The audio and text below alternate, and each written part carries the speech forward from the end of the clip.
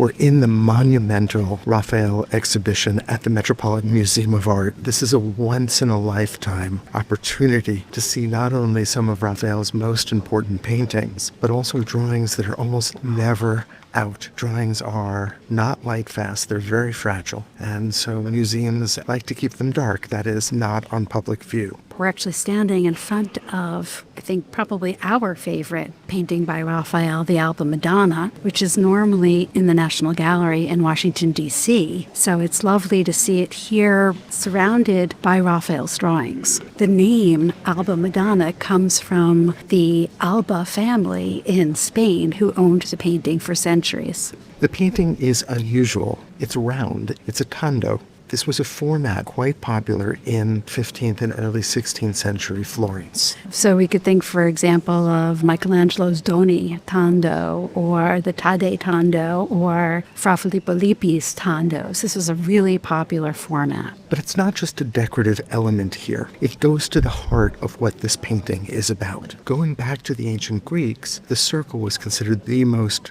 perfect geometric form. A circle has no beginning and no end, like God.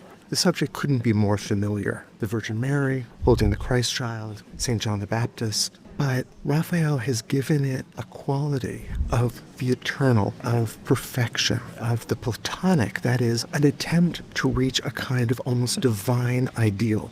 Raphael begins his career in Urbino, not too far from Florence and Rome, a city-state ruled by the Duke of Urbino. He's got a very refined court. His father was an artist, a poet, and so Raphael is growing up in this sophisticated artistic environment. But where the action is happening is not in Urbino, it's in Florence and Rome. And Raphael goes first to Florence, and he sees the work of Leonardo and of Michelangelo.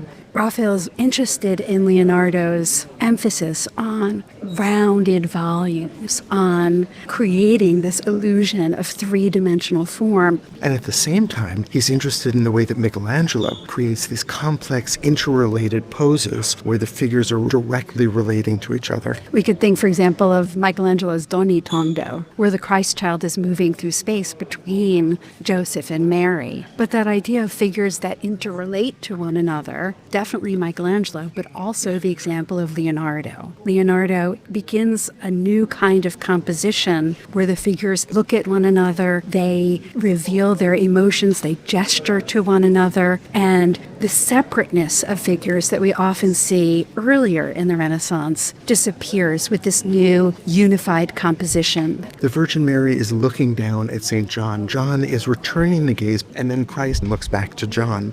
This particular type of representation of the Virgin Mary is known as the Madonna of Humility, and that's because she's not represented on a throne as she might have been a century earlier, but here she's represented sitting directly on the ground. Look at Christ's body. The sophistication of that pose tells us that this is no simple infant, that this is a divine figure. His head turns to our left, his lower body turns to our right. There's this graceful turning of the torso. The figure becomes so much more expressive. There are two drawings right next to the painting that show us how Raphael got here. He did a studio sketch of one of his assistants, a male, in an even more energetic posture that he refined for the Virgin Mary as he changed the gender to a woman. And yet there is still in the finished painting a sense of her energy, her movement, even as she's also this stable central form. The figures all move incredibly gracefully, and we refer to Mary as monumental. Part of that to me is that her body encompasses the forms of St. John the Baptist on the left and Christ on the right. In other words, both of those figures are within the frame of her body, and her body becomes like a throne holding the Christ child. There's virtually no brushwork that is visible. Raphael has created a painting that seems magically perfect, not revealing the tremendous effort that went into creating this perfection and this sense of ease. And the term for this was sprezzatura. We can't pinpoint exactly what the figures are doing with one another. I've read numerous interpretations. Is Christ showing St. John the Baptist the cross to refer to the crucifixion and the resurrection and the redemption of mankind? Is he accepting the cross from St. John the Baptist? Is he moving down from the Virgin's lap? Is he moving up toward the Virgin? It's a lovely ambiguity that helps us engage with each of the figures and their gestures. But the seriousness of that subject, the foreshadowing of the events at the end of Christ's life, gives the painting, for all of its beauty, a degree of solemnity, a degree of tragedy. And we can see it even in the beautiful face of the Virgin Mary.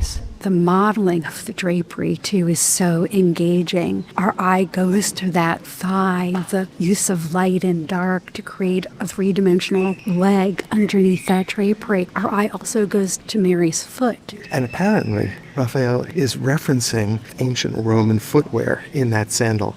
Like Leonardo now, he's expressing the divinity of the figures through the movements of the body, through their ideal beauty, through their perfection.